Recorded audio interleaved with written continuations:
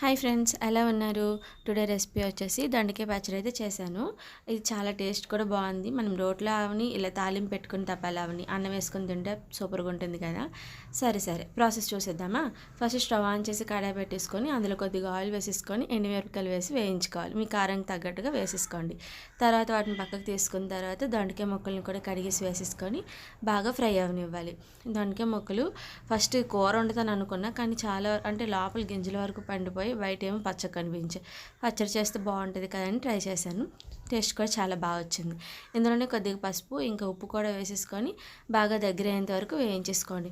మధ్యలో కలుపుతూ మూత పెట్టేసుకొని వేయించుకోండి. ఇప్పుడు ఇందులోనే కొద్దిగా టమాటా ముక్కలను కూడా అంటే ఒక చిన్న సైజు టమాటా ముక్కను కూడా వేసేసుకొని టమాటా పూర్తిగా మగ్గిపోయి దొండకాయ కూడా బాగా మెత్తబడేంత వరకు వేయించుకొని తర్వాత స్టవ్ ఆఫ్ చేసేసుకొని పక్కన పెట్టేసుకోండి.